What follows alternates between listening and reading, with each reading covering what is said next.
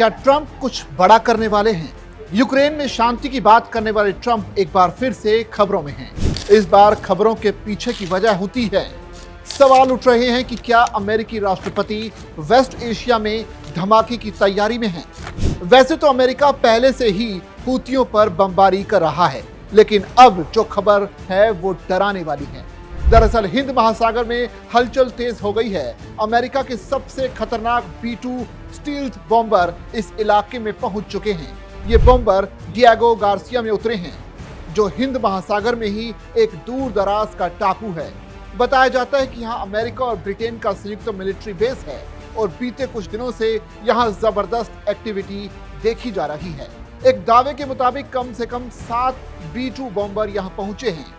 ये विमान अमेरिका के व्हाइटमैन एयरफोर्स बेस से बिना रुके उड़ान भरकर डिएगो गार्सिया में उतरे हैं। इतना ही नहीं, इसके अलावा इसके साथ 3 C-17 कार्गो प्लेन और 10 एरियल टैंकर भी इस ऑपरेशन का हिस्सा हैं। ये तैयारी कितनी खतरनाक है, इसका अंदाजा आप इस बात से लगाइए कि अमेरिका के पास अभी कुल 19 B-2 बॉम्बर हैं, जिनमें से 30% अब डिएगो गार्सिया में हैं, जिसका सीधा मतलब है कि अमेरिका कुछ तो बड़ा करने वाला है। ये स्टील्थ बॉम्बर दुश्मन की सीमा में बिना पता चले हमला कर सकता है, जिसे रोकना लगभग नामुमकिन है। ये परमाणु और पारंपरिक दोनों तरह के बम गिराने में सक्षम है। इसके साथ ही बिना रुके 11,000 किलोमीटर से ज्यादा उड़ान भर सकते हैं और हवा में ईंधन भरकर पूरी दुनिया में हमला कर सकते हैं। 23,000 किलोग्राम तक के हथियार जैसे कि बंकर बस्टर बम भी ले जा सकते हैं। इसका इस्तेमाल गल्फ वॉर, इराक युद्ध और अफगानिस्तान में भी हो चुका है। जरूरत पड़ने पर यह दुश्मन के कम्युनिकेशन और डिफेंस सिस्टम को बाधित कर सकते हैं। किसी भी मौसम में मिशन पूरा करने में ये सक्षम हैं। एक विमान की लागत करीब 17,500 करोड़ रुपए से ज्यादा है। ये दुनिया का सबसे महंगा प्लेन भी है। भारत के सबसे ताकतवर फाइटर जेट राफेल से तुलना करें तो इसकी कीमत करीब 1675 करोड़ रुपए ही आती है। ऐसे में बड़ा सवाल है कि ट्रंप ने घोस्ट ऑफ द स्काई कहे जाने वाले B-2 बॉम्बर को ही क्यों भेजा, वो भी तब जब वो पहले ही हूतियों पर बमबारी कर चुके हैं। तो इसके लिए पूरी प्लानिंग समझिए।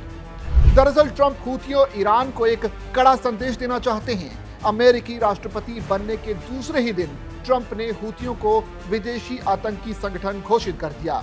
इसके बाद से अमेरिका ने अब तक 15 से ज्यादा एयर स्ट्राइक कर दी, और वो भी बिना B-2 बॉम्बर्स के।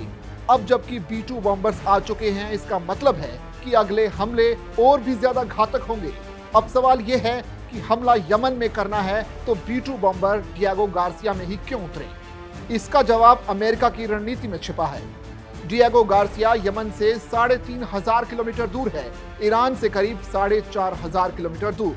यहाँ तक हूतियों और ईरान की मिसाइलें नहीं पहुँच सकती, यानी अमेरिका पूरी तरह से सुरक्षित रहेगा। अमेरिका सिर्फ अटैक मोड में रहेगा, डिफेंस की चिंता करने की जरूरत नहीं। हूतियों के रडार पर B-2 बॉम्बर नहीं आएंगे, यानी हमला होने तक दुश्मन को पता भी नहीं चलेगा। B-2 बॉम्बर्स के अलावा अमेरिका वेस्ट एशिया में भी ताकत भेज रहा है। USS कार्ल विन्सन और एक और एयरक्राफ्ट कैरियर इस इलाके में भेजा गया है। USS हैरी ट्रूमैन पहले से ही वहां मौजूद है। F-35 स्टील्थ फाइटर जेट्स को भी भेजा जा रहा है। अब आप सोचेंगे कि आखिर अमेरिका का ईरान और हूतियों से इतनी भी क्या दुश्मनी, तो आपको बता दें कि इसके 5 बड़े कारण हैं। पहला, ईरान लगातार अपने परमाणु कार्यक्रम को आगे बढ़ा रहा है, जो अमेरिका और उसके सहयोगियों के लिए खतरा बनता जा रहा है। दूसरा, हूती विद्रोहियों को ईरान का समर्थन हासिल है और ट्रंप प्रशासन ईरान विरोधी नीतियों के लिए जाना जाता है। तीसरा बड़ा कारण, सऊदी अरब से गठबंधन। ट्रंप ने सऊदी अरब को सैन्य मदद दी, जबकि हूती सऊदी के खिलाफ हमले करते हैं। चौथा अहम कारण, रेड सी में हमले। हूतियों की तरफ से रेड सी में जहाजों पर हमले अमेरिका के आर्थिक और सामरिक हितों के खिलाफ जाते हैं। पांचवां कारण यह है कि ट्रंप प्रशासन हूतियों को आतंकवादी संगठन मानता है, और यही वजह है कि इस बार ट्रंप ईरान और हूतियों को ज्यादा गंभीरता से ले रहे हैं। वैसे जानकारी के लिए बता दें कि पहली बार राष्ट्रपति बनने पर उन्होंने 3 बड़े काम किए। 2018 में ईरान न्यूक्लियर डील से बाहर निकलने का फैसला, 2020 में ईरानी जनरल कासिम सुलेमानी को एयर स्ट्राइक में मार गिराया और तीसरा, ईरान की अर्थव्यवस्था पर कड़े प्रतिबंध लगाए। और अब जबकि ट्रंप दोबारा राष्ट्रपति बने हैं तो फिर से ईरान पर प्रेशर बढ़ा रहे हैं। वो चाहते हैं कि ईरान या तो उनकी शर्तों पर समझौता करे या फिर जंग के लिए तैयार रहे। ऐसे में वेस्ट एशिया में ghost of the sky B-2 bombers की तैनाती बताती है कि इस बार ट्रंप पहले से ज्यादा तैयारी से पहुंचे हैं और अब वो किसी भी हद तक जा सकते हैं। हालांकि भारत का इसे लेकर हमेशा ही एक अलग रुख रहा है। भारत की हूती विद्रोहियों पर स्थिति संतुलित और कूटनीतिक है। भारत सीधे तौर पर यमन संघर्ष में शामिल नहीं है, लेकिन उसके कई रणनीतिक और व्यावसायिक हित इस इलाके से जुड़े हैं। लिहाजा भारत हमेशा ही यमन में स्थिरता का समर्थन करता है और किसी भी पक्ष की खुलकर आलोचना करने से बचता रहा है। लेकिन फिलहाल दुनिया B-2 बॉम्बर्स की तैनाती से दहशत में है।